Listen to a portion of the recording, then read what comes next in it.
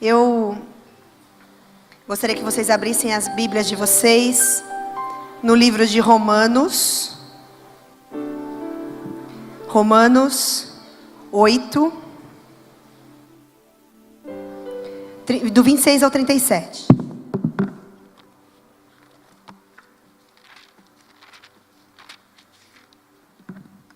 Pode sentar, estão todos sentados, né? Pronto. Romanos 8, versículo 26.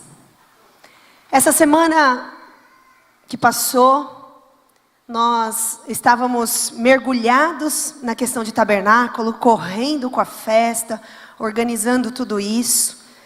E quando foi quinta-feira, eu estava na academia com o apóstolo, quando eu recebi a notícia do que tinha acontecido.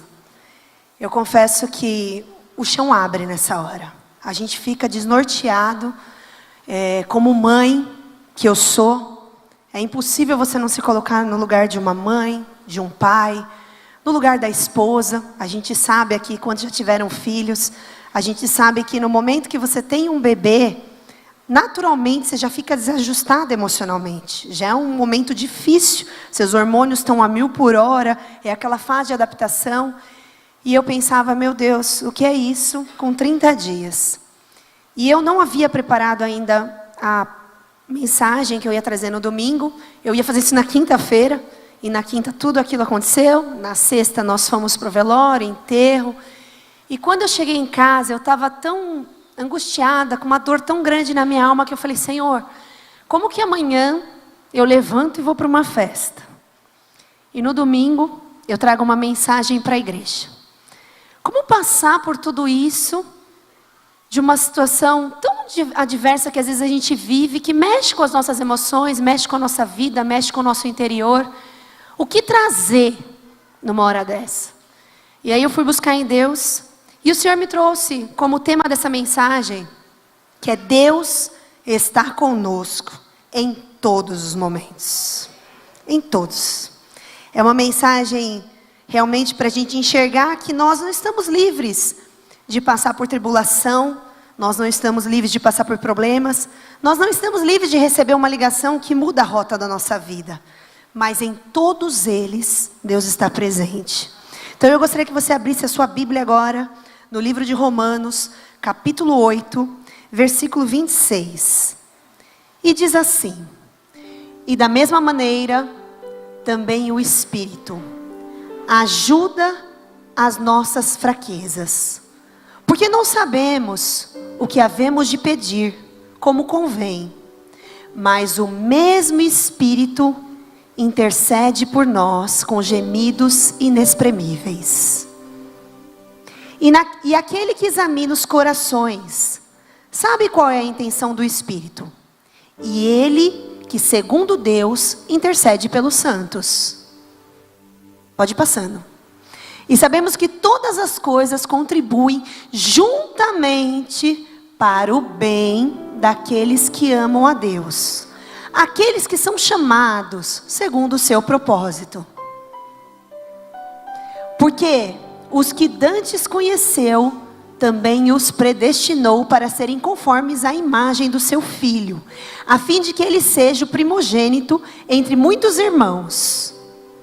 E aos que predestinou, a estes também chamou. E aos que chamou, a esses também justificou. E aos que justificou... volta lá, não terminei de ler. E aos que justificou, a estes também glorificou. Que diremos, pois, a estas coisas? Se Deus é por nós, quem será contra nós? Pode continuar. Aquele que nem mesmo ao seu próprio Filho poupou, antes o entregou por todos nós, como nos não dará também com ele todas as coisas? Quem tentará acusação contra os escolhidos de Deus? É Deus quem os justifica. Quem é que condena? Pois é Cristo quem morreu, ou antes que ressuscitou dentre os mortos, o qual está à direita de Deus e também intercede por nós. Quem nos separará do amor de Cristo? A tribulação ou a angústia? ou a perseguição, ou a fome, ou a nudez, ou o perigo, ou a espada. Como está escrito: por amor de ti, somos entregues à morte todo dia. Somos reputados como ovelhas para o matadouro. Mas, em todas essas coisas, somos mais do que vencedores, por aquele que nos amou. Amém? Essa passagem é uma passagem muito forte, que vai falar de situações que a gente enfrenta nessa vida, de circunstâncias adversas, e às vezes até surge algum espírito de acusação. É natural, às vezes quando você passa por uma grande prova, às vezes surge um dedo acusatório: mas como é que você está passando isso? Você não é filho de Deus? Mas você não é da igreja? Mas você... E vem às vezes aquele espírito de acusação. E aqui a Bíblia deixa claro que até o próprio Cristo foi entregue por Deus para que nós pudéssemos ser salvos. E dessa forma nós seríamos justificados por Ele. E é sobre isso que eu quero falar com você. Toda situação adversa produz em nós tratamento. Eu sei que todos vocês, todos, sem exceção, que estão sentados hoje me ouvindo, talvez que está do outro lado da tela, já viveram dias maus, já viveram dias difíceis, já viveram dias doloridos, já viveram dias de choro. E nessa hora, às vezes na mente passa um turbilhão de coisas, um monte de situações. Quando aconteceu essa notícia, a primeira coisa que eu pensei foi: meu Deus, a Sidney e a Nelly são tão...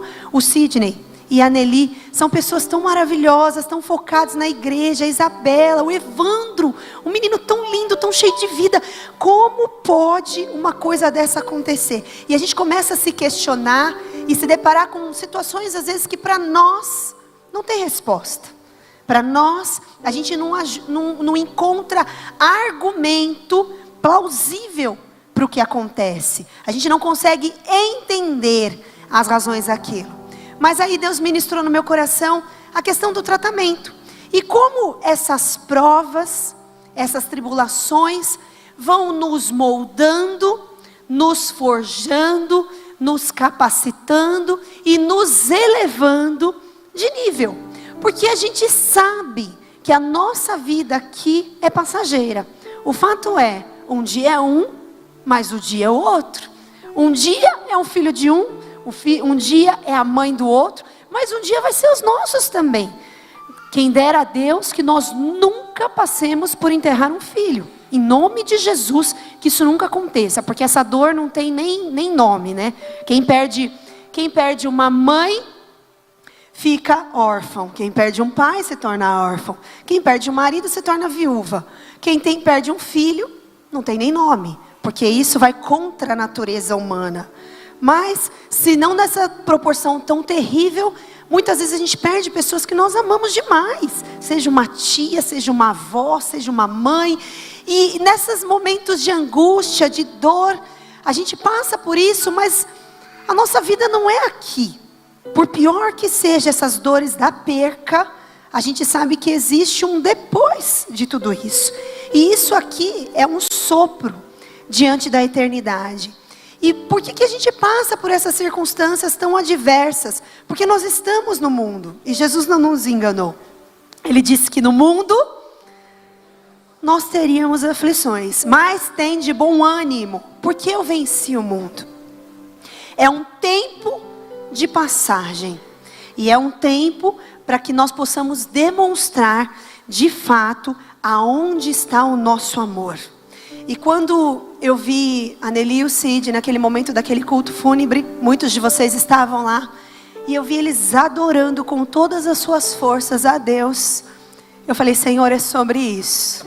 Independentemente de quem está nesse momento, de quem está passando por essa dor, é adorar, adorar, adorar, adorar. Porque só a adoração vai trazendo fortalecimento.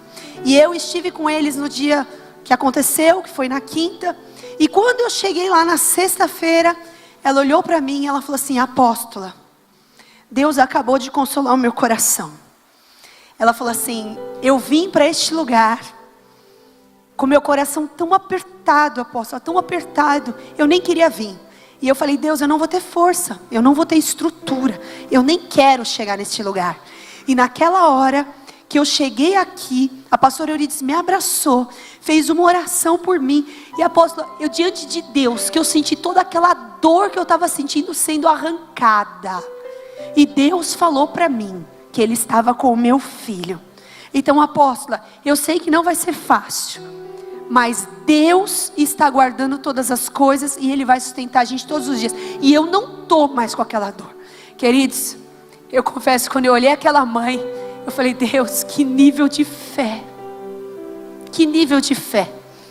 Que o Senhor nos acrescente essa fé. Que o Senhor me acrescente essa fé. Porque tem coisas que só quando a gente passa, a gente vai provar do poder de Deus no nível de intensidade. Eu sei que você já viveu lutas que você achou que você ia sucumbir. E quando você passou, você sentiu Deus te levantando. Você sentiu o poder dele te levantando. Mas como que a gente vai viver essa intensidade de poder se a gente não viver em Deus? Isso para muitas pessoas seria o suficiente para acabar com a vida de uma pessoa. E o que faz uma pessoa ficar em pé, mesmo mediante uma prova tão terrível dessa, é só a presença. Quando eu vejo a pastora Euridice nesse altar, e a pastora Euridice é uma mulher incrível. Eu tenho um profundo amor e apreço pela vida dela também, porque o testemunho dela é surreal. Eu sei que muitos de vocês já ouviram nos encontros, ou talvez até deste altar. Ela passou pela experiência de perder 2 filhos. Ela é mãe de 5 filhos e 2 ela perdeu. E ela, nessa época, não conhecia Jesus. Ela entrou numa depressão tão profunda, tão profunda. Ela disse que ela guardava shampoo dentro da geladeira, temperava a salada com detergente. Ela perdeu a noção da realidade. E foi nesse momento que Deus entrou para trazer cura sobre a vida dela, para trazer restauração sobre a vida dela. Deus transformou a vida dela. E hoje é uma mulher que, junto com o pastor Maurício, prega para a família, prega restauração de lar. Então, sabe o que eu quero te dizer com isso? Que aquilo que talvez hoje seja a sua maior dor, ainda vai se tornar na sua maior fortaleza. O Senhor, Ele nos aperfeiçoa nas nossas fraquezas. Aquilo que dói, só o Espírito Santo pode transformar, mas Ele é fiel e justo. E todos os dias Ele vai entrar e vai curar essa dor aí. Eu sei que emocionalmente, a gente não tem um scanner emocional. Mas você sabe a sua dor. Talvez tenha um irmão do seu lado, ou uma irmã do seu lado, bonito, cheiroso, bem arrumado, que você nem imagina o que ele está passando. Mas existe alguém que contempla todas as coisas, e esse alguém está neste lugar. E esse alguém, ele é responsável por tratar e transformar todas as coisas que existem dentro de nós, e nos trazer paz, mesmo mediante a guerra. Quando a gente olha o que está acontecendo com o mundo, é impossível isso não balançar com a gente. É impossível você olhar a situação que o mundo está enfrentando e se sentir apático a tudo isso. Como que alguém degola 40 bebês, mata mulheres, estrupa mulheres, arranca bebê do útero, e agora uma guerra também do outro lado, onde também pessoas estão morrendo, onde você vê pessoas que também não tem nada a ver com Hamas, não tem nada a ver com terrorismo, mas também padecendo. E como que a gente olha para tudo isso? É claro que o nosso coração olha com dor, mas é quando eu vejo soldados, antes de ir para a guerra, orando, adorando, clamando, eu falo: meu Deus, só o Senhor para trazer paz, mesmo mediante um momento tão horrível como o mundo está enfrentando. O mundo está de ponta cabeça, queridos. Se você ficar assistindo o jornal, você entra em surto psicótico. É verdade ou é mentira? Por isso que a Bíblia diz: tudo que é bom, tudo que é justo, tudo que é puro, tudo que é santo, tudo que é amável, tudo que há de boa fama, eu acho que é isso aí, se eu esqueci alguma coisa, depois vocês lembram, se algum louvor e alguma virtude há, nisso, pensai. Porque é isso que tem que ocupar a nossa mente. Porque senão, se a gente for olhar só para o que está acontecendo, a gente entra em surto. Mas Deus hoje deseja trazer um bálsamo sobre a sua vida.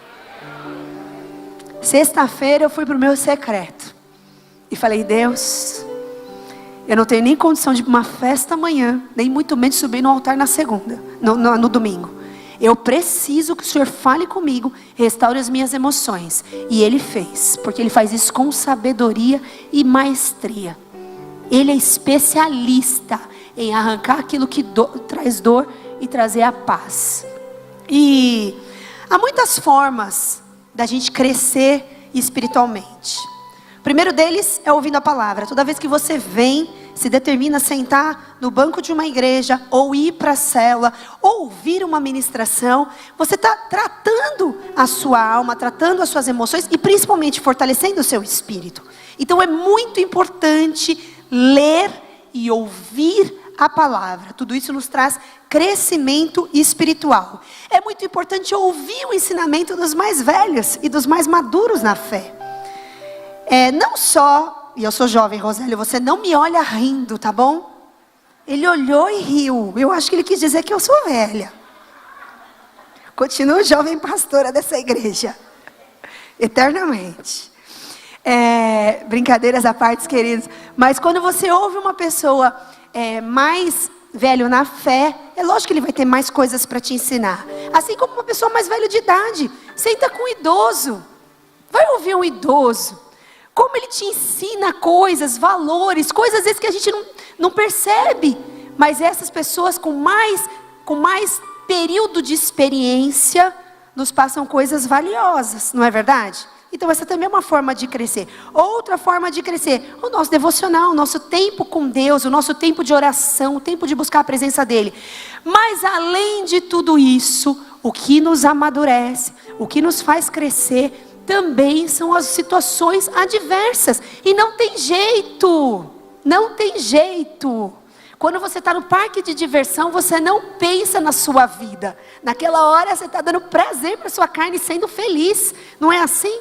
Quando a gente está bem com todas as coisas, dificilmente a gente passa para refletir. Esses dias eu fui visitar uma pessoa que estava enferma no hospital. E ele me disse assim, estava com uma enfermidade, e ele falou assim: todos deveriam ter isso. E na hora que ele falou aquilo, eu falei: credo, misericórdia. Aí ele falou assim: não, entenda, pastora. Eu estou dizendo no sentido assim, para entender e valorizar a vida. Se soubesse que ia ser curado, com certeza, deveria entender e valorizar a vida. Porque às vezes a gente não valoriza o mínimo. Quantas vezes a gente sai de casa, se arruma, toma banho, vai trabalhar e acha que isso está tudo bem. Só tudo bem. Mas queridos, você teve a oportunidade de acordar e sair da sua cama. Quantos agora estão presos numa cama de hospital e gostariam de estar vivendo a vida que você tem? Quantos gostariam de estar saudável, sem depender de uma sonda, sem depender de um aparelho de respiração? Está aqui, simplesmente como você. Mas talvez isso aqui para você seja só mais um dia. Então, são coisas que a gente passa a refletir nos momentos adversos, nos momentos difíceis. A gente para olhar todas essas situações. E eu quero voltar com você especificamente na parte de Romanos 8, 35 a 37. Do 35. Que diz assim: quem nos separará do amor de Deus?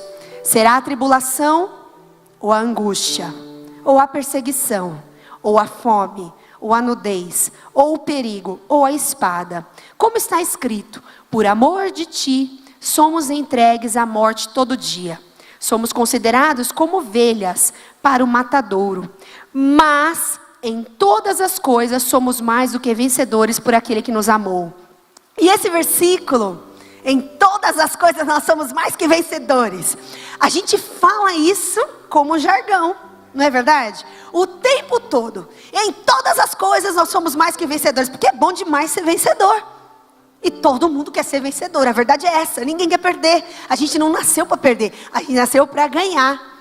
Só que o versículo explica em que a gente é vencedor. Mesmo passando pelas piores coisas. E aí ele começa relatando tribulação.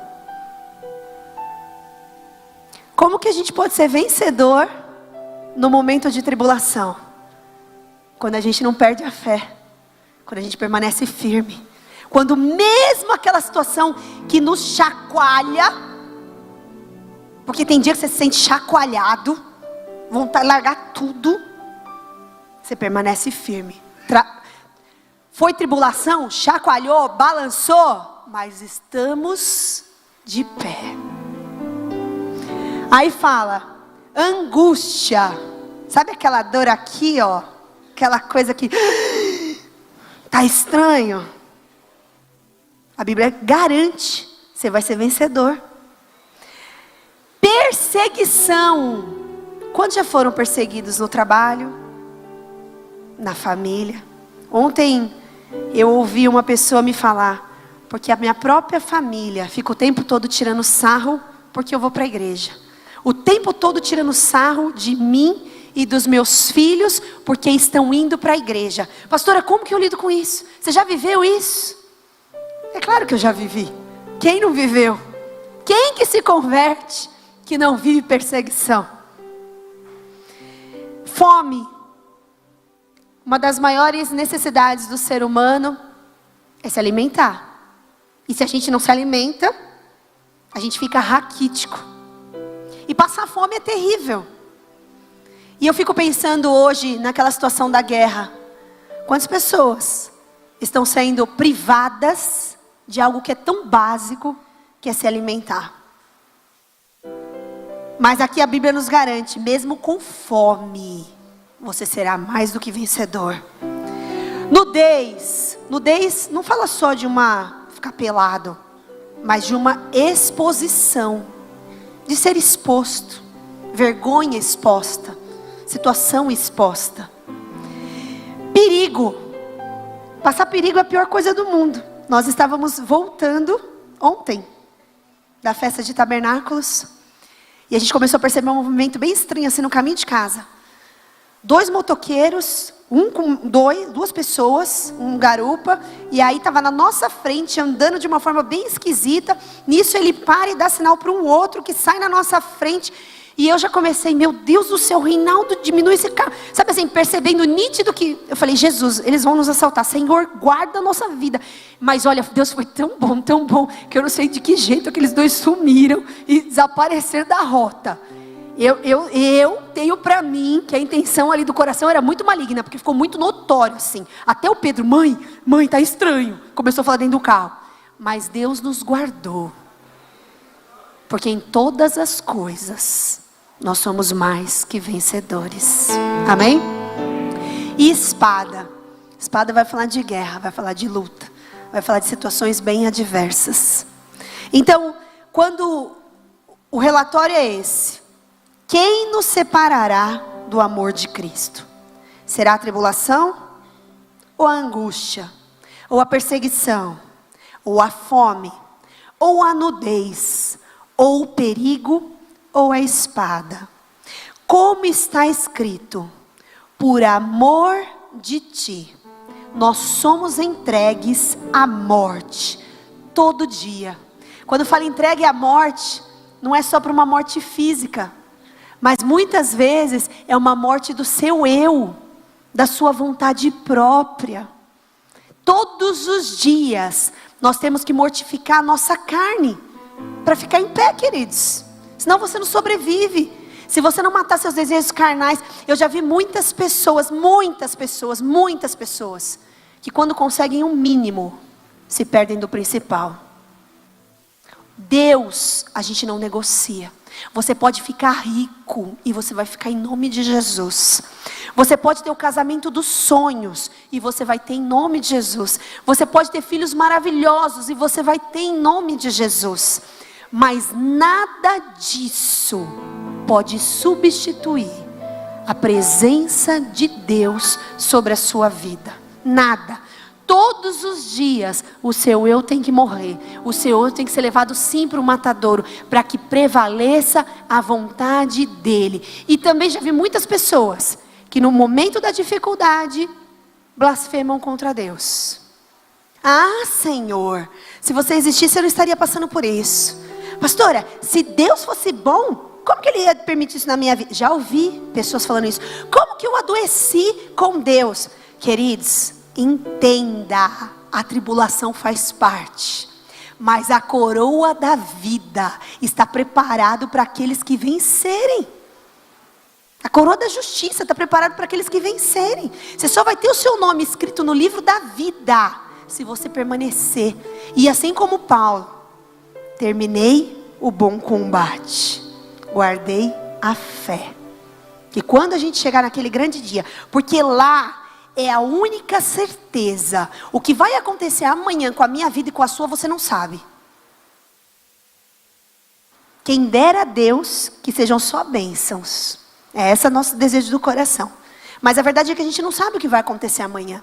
A gente não sabe se amanhã a gente vai estar vivendo um dia de glória ou um dia de angústia. A gente não sabe. Tudo é muito incerto nessa terra. A única certeza que nós temos é que todos nós um dia vamos morrer. Isso é fato. E depois disso, o que vai acontecer? E é por isso que todos os dias nós temos que trabalhar. Trabalhar pela nossa salvação. Ontem, nós tivemos um teatro muito reflexivo. Quem parou para prestar bem atenção entendeu. Mostrou a guerra de duas irmãs. Uma toda hora caindo nas coisas do mundo. E o problema não era se relacionar emocionalmente com uma pessoa, mas o problema era se relacionar com uma pessoa que levava ela para fora da presença. O problema não era sair com uma amiga, mas o problema era sair com uma amiga que se levava para fora da presença. E foi mostrando aquela série de situações. E a outra que permaneceu firme. A diferença vai ser no dia do juízo final. E isso vai acontecer. Isso vai. Por isso, a noiva tem que estar pronta.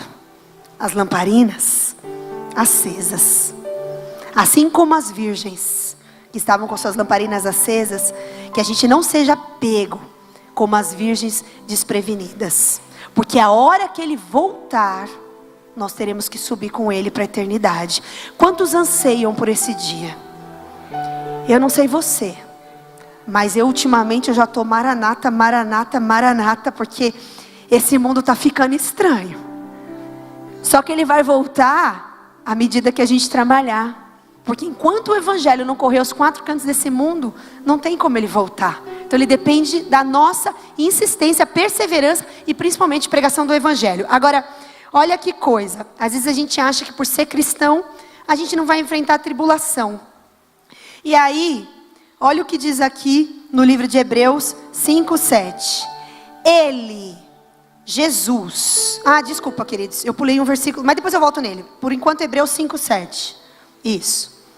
Ele, Jesus, nos dias da sua carne, tendo oferecido com forte clamor e lágrimas, orações e súplicas, a quem o podia livrar da morte, e tendo sido ouvido por causa da sua piedade, embora sendo filho, aprendeu a obediência pelas coisas que sofreu, e tendo sido aperfeiçoado, tornou-se o autor da salvação eterna para todos os que lhe obedecem. Presta atenção na profundidade disso. Jesus, sendo filho de Deus, o enviado por Deus, passou por dias difíceis. Passou por tribulação, passou por dor, lágrimas e orou com clamor e angústia. Só que isso fez com que ele se aperfeiçoasse e de fato cumprisse o seu chamado nessa terra. Quando a gente olha para uma passagem dessa, a gente entende a magnitude do reino. Se o próprio Jesus passou por situações adversas, como que às vezes a gente quer se colocar num padrão de que eu não vou viver isso, e se eu viver, Deus não está me ouvindo, se eu viver, Deus não está me vendo, se eu viver, Deus me abandonou? De maneira nenhuma. Esse pensamento é um pensamento do inferno, que muitas vezes sonda os nossos corações para paralisar nossa fé. Nós temos que ser maduros o suficiente para entender que a tribulação vem, que a guerra vem, que o problema vem, que a fome vem, mas em todas as coisas nós somos mais do que vencedores.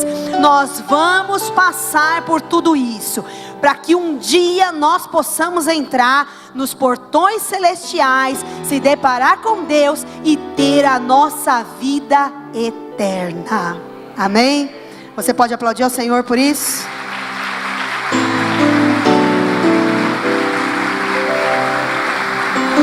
Livro de Tiago, capítulo 1, versículo 2, diz assim: meus irmãos, tendo por motivo de toda alegria o passardes por várias provações. Olha só, fica feliz. Tá fácil isso, né? Passa o problema feliz, sabendo que a provação da vossa fé, uma vez confirmada, produz perseverança. Ora, a perseverança deve ter ação completa, para que sejais perfeitos e íntegros, em nada deficientes. Olha isso, o versículo está nos instruindo a ficar feliz nos momentos mais adversos, porque isso vai produzir em nós perseverança. Quando o meu sogro foi assassinado, foi um dia muito difícil para nós também. Eu me lembro que eu estava dando banho no Pedro, eu estava me arrumando para ir para uma festa de aniversário de uma amiguinha da minha filha muito querida. E na hora que eu recebi a notícia, o Pedro estava peladinho, eu estava com a banheira para pôr ele para tomar banho, ele tinha 1 aninho. E quando eu recebi aquilo, eu fiquei tão desnorteada que eu comecei a rodar, que eu não sabia para onde eu ia. Eu fui de um lado, eu fui para o outro, eu fui de um lado, eu fui para o outro. Eu não conseguia dar conta de dar banho no menino. Em segundos, minutos, sei lá, a Cátia e o Rubinho chegaram em casa, e graças a Deus por aquele casal, que foram anjos que Deus enviou naquele momento lá. Ela pegou o Pedro, levou para o chuveiro, ele pegou a Bia, foi conversar com a Bia, eu fiquei rodando, parecendo uma barata com aerosol assim, desnorteada, sem saber o que fazer da vida. E naquela hora, foram dias bem difíceis, dias que a nossa mente fica num turbilhão de emoções. Por que isso? Como dessa forma? Como? E aí os dias vão passando, o bálsamo de Deus vai vindo, a cura do Espírito Santo vai nos fortalecendo. E eu lembro que nós fomos fazer uma viagem, já fazia 90 dias que meu sogro havia falecido. O apóstolo, quando recebeu a notícia, ele levantou assim com uma força que eu fiquei até admirada de ver. Ele fez o sepultamento do pai, fez o velório, teve lá seus momentos, mas ele estava muito firme. E eu olhava e pensava, meu Deus, esse homem está uma fortaleza. Passada uma semana, ele desabou. E ele falava, meu Deus, o que aconteceu com meu pai? E veio aquela sensação de angústia, de dor, desespero. E a gente foi viajar, faziam 90 dias que meu sogro havia falecido, e nós estávamos no quarto do hotel, e ele teve um sonho. Ele passou aquele dia estranho, quieto, na beira da piscina, e eu ainda falei assim, o que foi? Ele falou, não amor, nada. E eu percebi que ele não estava nada bem aquele dia. Eu falei, meu Deus do céu, que estava forte na primeira semana, depois desabou, e agora está difícil de levantar. E aí ele passou aquele dia falando com Deus, e à noite, quando a gente foi dormir, ele me acordou na madrugada, mas antes de me acordar, Deus literalmente se manifestou. E a gente estava dormindo no quarto do hotel, e ele abriu os olhos. Antes de abrir os olhos, ele estava sonhando. Ele sonhou que ele via a Bíblia do meu sogro aberta, e a Bíblia do meu sogro estava aberta em Josué, capítulo 1, 2, 3 e 4. Eu não vou ler tudo isso para vocês, porque é muita coisa. Mas ele viu a Bíblia aberta, e as pessoas falavam assim para ele. Isso era o que ele estava lendo, antes de acontecer tudo. E aí nessa hora ele despertou e acordou. E quando ele acordou, ele viu um anjo gigantesco, perto da porta do quarto do hotel. E aí ele sentou para olhar aquele anjo, e aquele anjo sumiu. E ele levantou muito quebrantado, chorando muito. Foi ler a Bíblia. E aí ele me acordou, falando, amor, Deus falou comigo.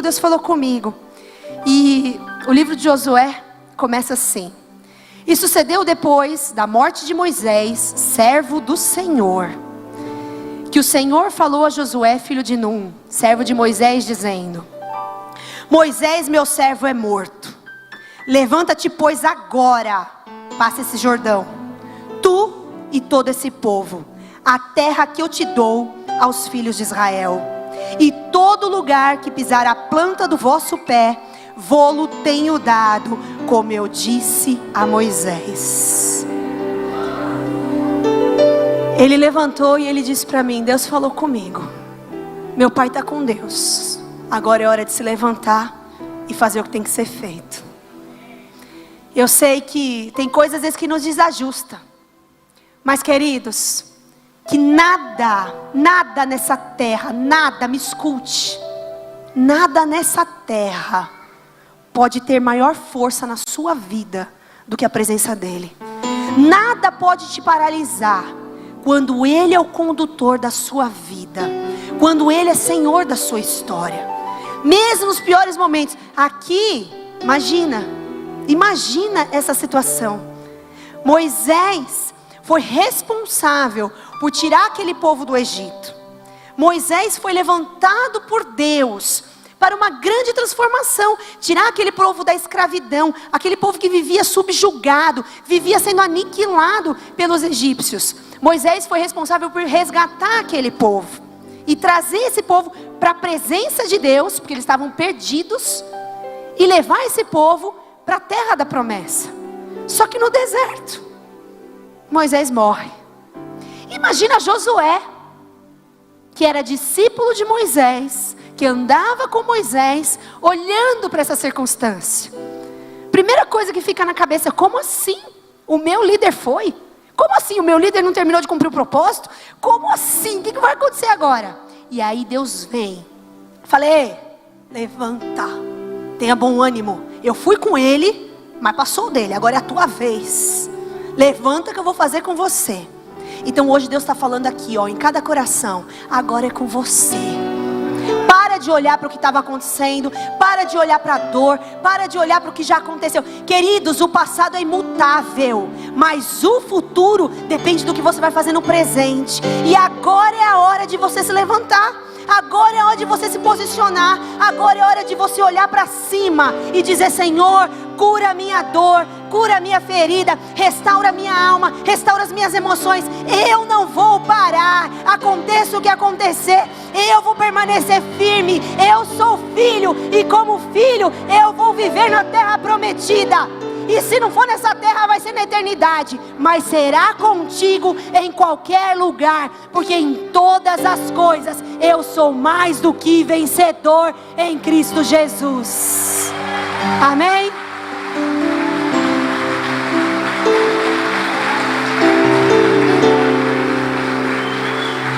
Tem um livro da Bíblia que eu confesso que eu nem gosto muito dele. Misericórdia, não posso falar isso porque eu sou pastora.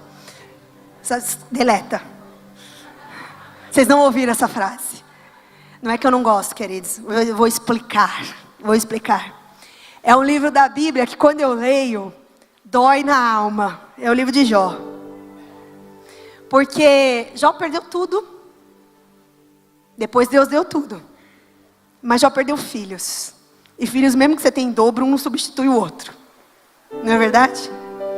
Mas Jó, mesmo passando por toda a dor, por toda a tribulação, por toda a angústia. É difícil você ler o livro de Jó. E agora eu esclareço a minha fala.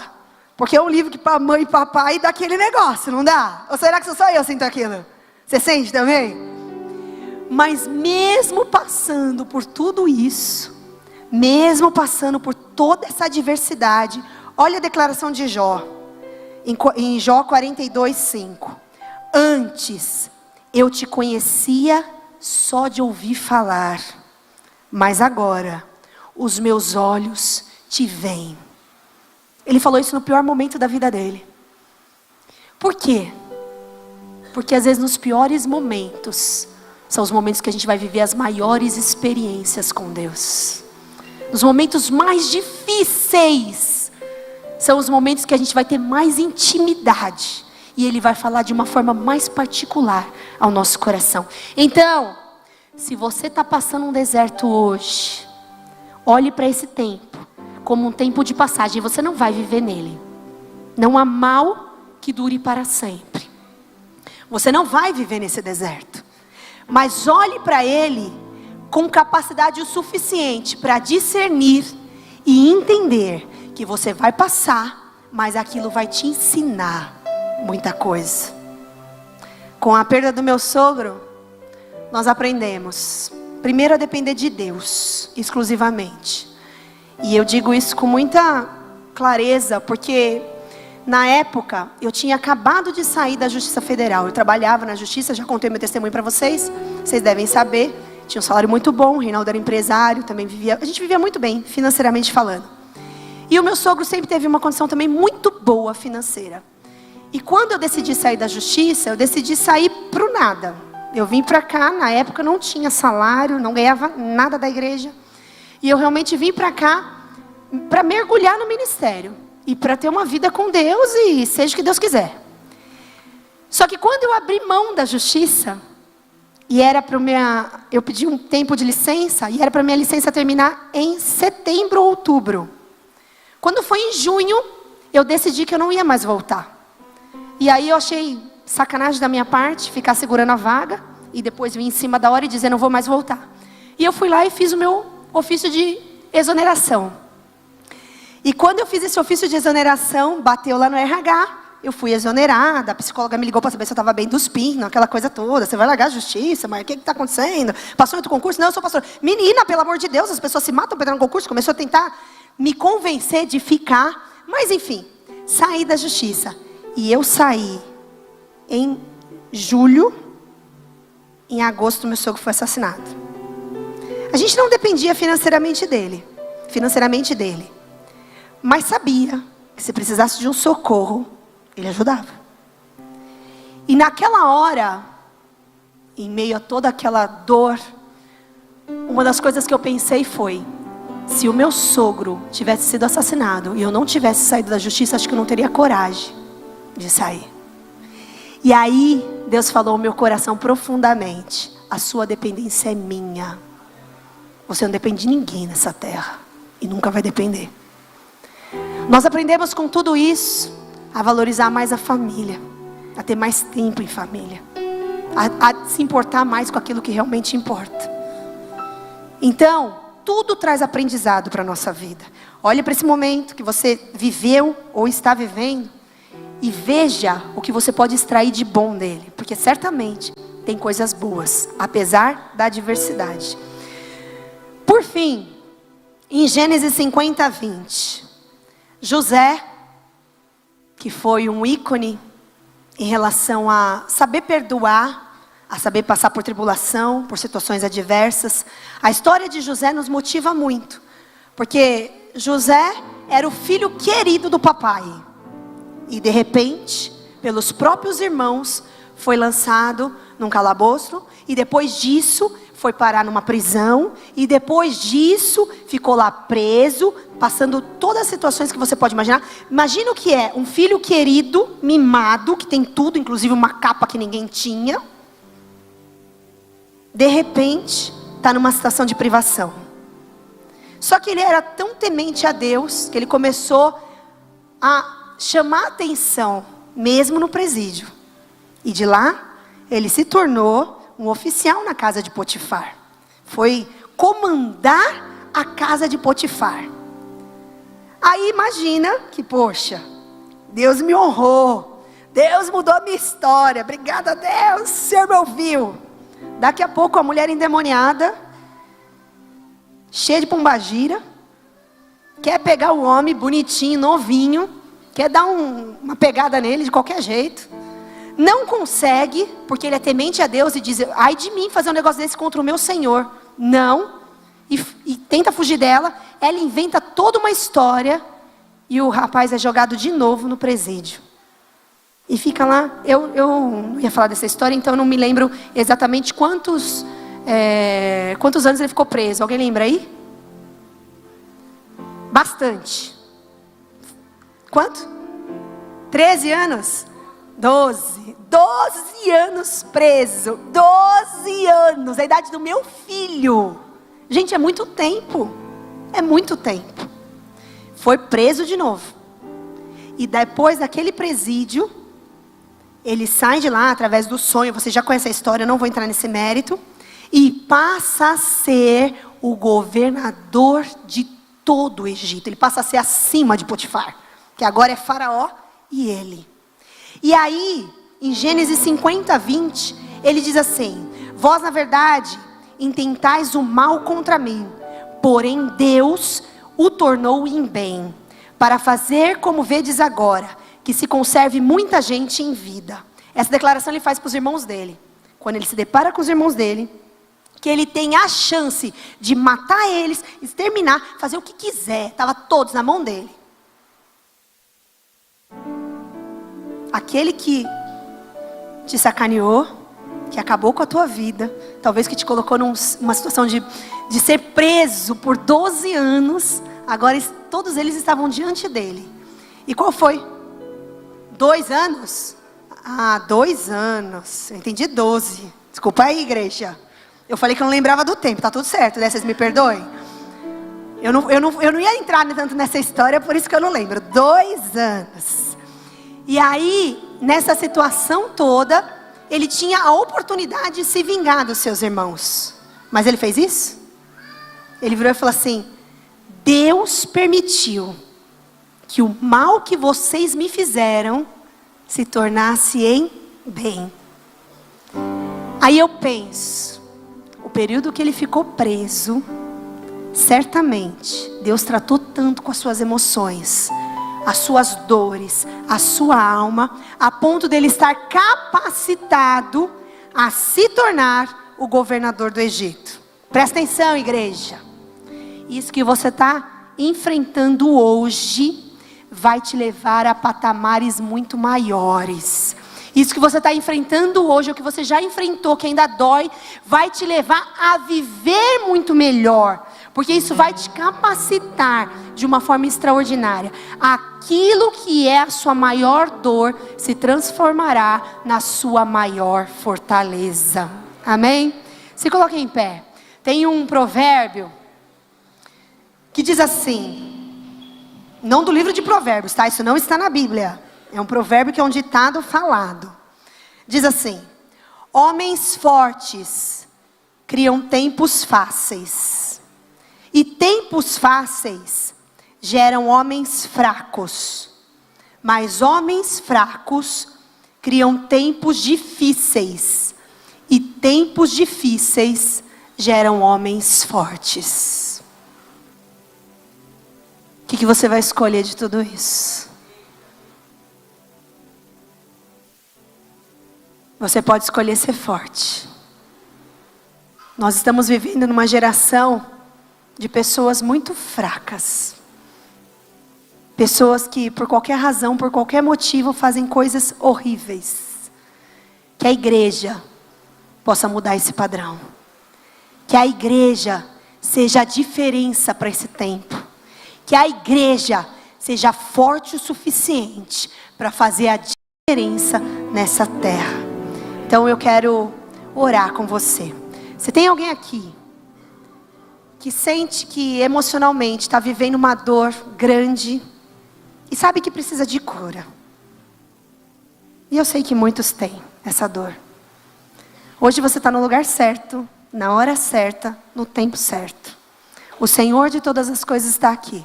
Eu quero orar por vocês. Vem aqui para frente, se tem alguém que quer receber oração. Eu não vou conseguir orar por todo mundo, mas os pastores vão me ajudar. Eu quero que os líderes de célula também me ajudem nessa oração. Vem aqui para frente. Eu quero que a gente tenha um tempo de buscar a presença de Deus, de transformar nossas dores em fortaleza, porque o Senhor pode.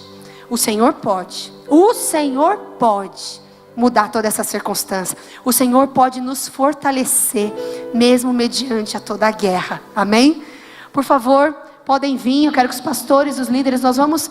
E você que está aí, igreja, também coloque diante de Deus as suas dores. Coloque diante de Deus as suas fraquezas. Coloque diante de Deus aquilo que para você hoje é uma barreira. As mulheres em geral elas sentem muito mais. Isso. Porque mulher tem uma coisa chamada TPM, que bagunça todos os nossos hormônios. E quando essa danada vem, desde às vezes a gente chorona, emotiva. E tem horas que a gente para por tantas circunstâncias assim, e parece que aquilo é um deserto tão grande, tão grande, tão grande, tão grande. Mas eu quero convidar todos vocês, homens, mulheres, a lançar essas dores no Senhor. Amém? Vamos adorar, Léo. Levanta o clamor agora, igreja. Pai, em nome de Jesus, diante da tua presença, Senhor, eis aqui os teus filhos e as tuas filhas, Senhor. Tem dia que dá vontade de desistir. Tem dia, Senhor, que parece que o gigante é maior do que as nossas forças. Tem dia, Senhor, que as dores parecem que vão nos sucumbir. Mas eu sei, Senhor, que em todas essas dores o Senhor está presente. E agora eu quero te pedir, Espírito Santo, venha sobre este lugar. Venha, Senhor, sobre as nossas vidas. Toca, Senhor, em cada filho, em cada filha que aqui está. Derrama o teu poder, Senhor. Nos ajuda nas nossas crises. Nos ajuda, Senhor, nas nossas dúvidas. Nos ajuda, Senhor, nas nossas dores emocionais. Cura, Senhor, a dor da perda. Quantas pessoas aqui perderam pessoas especiais? Tiveram perda, Senhor, talvez emocionais. Tiveram dores nas suas almas. Tiveram dores, Senhor, no seu espírito. Tiveram perdas financeiras que desajustaram o seu emocional. Mas hoje, neste lugar, é tempo de cura. Sopra Espírito Santo. Sopra Espírito Santo sobre a sua igreja. Derrama poder neste lugar, Senhor. Cura nossa alma, Senhor. Ajusta as nossas emoções. Fortalece, Senhor, o nosso espírito aqui. Sopra Espírito Santo. Sopra Espírito Santo. Sopra Espírito Santo com restauração. Só o Senhor pode nos levantar, Senhor, dos mais profundos, Senhor, abismos. Só o Senhor pode tirar, Senhor, essa dor da alma. Essa dor da alma que muitas vezes sonda o coração. Vem, Senhor, sobre este lugar. Vem, Senhor, sobre este lugar, Senhor. Olha o clamor dos seus filhos. Olha o clamor dos seus filhos. E traz cura. Traz cura. Traz cura, Senhor. Traz cura, Senhor.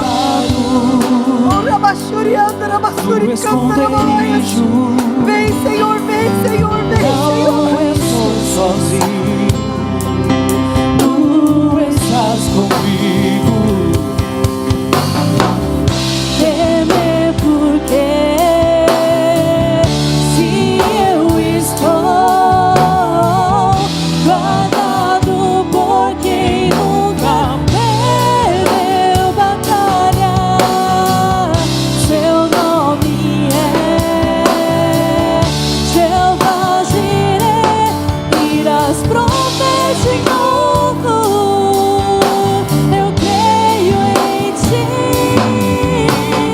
Haja o que houver, venha o que vier, irás prover de novo. Eu creio em ti. Eu não vivo do que vejo, vivo do que creio, irás prover de novo. Eu creio em ti.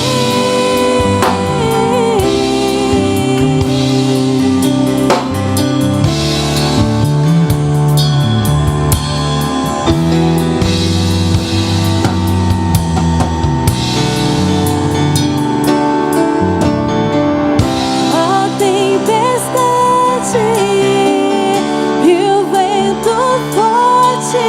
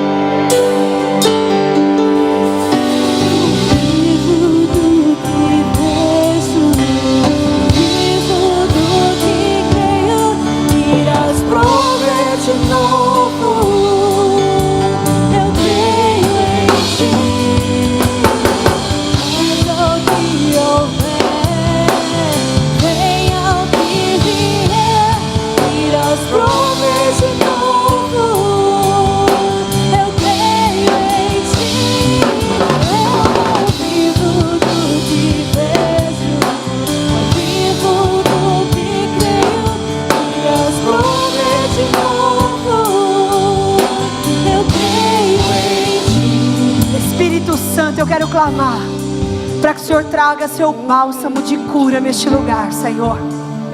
Há muitos corações feridos, há muitos corações adoecidos, Senhor, da batalha, da guerra, da luta, Senhor. Mas neste momento, Senhor, que o Senhor possa trazer cura neste lugar, que o Senhor possa trazer, Senhor, restauração, que o Senhor possa entrar no mais profundo da alma, do espírito, e possa renovar as forças, Senhor. Que haja fortalecimento nessa manhã. Ninguém veio aqui por acaso, nada acontece por acaso. O Senhor trouxe os seus filhos até este lugar, porque é da tua vontade que eles se tornem fortes o suficientes. É da tua vontade que eles vençam essas guerras. E por isso eu quero te pedir, Espírito Santo, flui neste lugar, flui neste lugar, flui neste lugar. Derrama cura, derrama cura, derrama restauração, derrama força. Sopra, Senhor, sopra, Senhor, sopra, Senhor, sopra, Senhor, o teu poder aqui. Nos invade, Senhor, com a tua presença. Nos invade, Senhor. Deus, assim como o Senhor invadiu o coração da Nelly, Senhor, e ela teve força para suportar aquele momento. Eu quero te pedir, invade este lugar, Senhor, com a tua presença. Que todos sintam a tua glória, que todos sintam a tua glória, que todos sintam a tua presença e saiam daqui renovados, Senhor, e saiam daqui restaurados, e saiam daqui curados. Senhor, talvez nós não tenhamos uma solução imediata para os nossos problemas, mas nós temos o dono de todas as circunstâncias, e esse é o Senhor. Independente da adversidade, independente do problema, independente da situação, o Senhor está conosco em todos os momentos.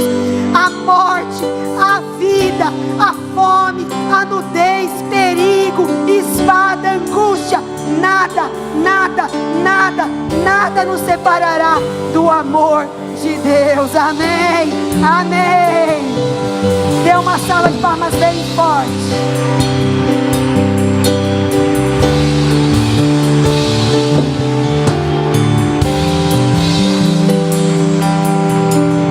Olha para mim, olha para mim. Não desista, não desista. Haja o que houver, não desista da sua vida. Nunca, nunca, nunca. Nós acabamos de passar por um mês de prevenção ao suicídio. Muitas pessoas não aguentam as suas cargas e desistem de viver. Ei, há jeito, para tudo há um jeito. Ele é Senhor de todas as coisas. Não para no meio do caminho, porque o dia de amanhã você vai olhar para o que você viveu e você vai dizer: obrigada, Senhor, porque eu sobrevivi, eu estou mais forte. Não desista, não pare no meio do caminho. O Deus que te chamou, Ele é fiel e justo, e Ele vai te acompanhar em toda a sua vida. Ele não te abandona, Ele não te abandona. Em todas as coisas você é mais do que vencedor. Amém? Deus te abençoe. Amo vocês. Beijo no coração. Amém? Dê um abraço na pessoa que está do seu lado. Diga para ela assim: não desista. Você é forte em Deus.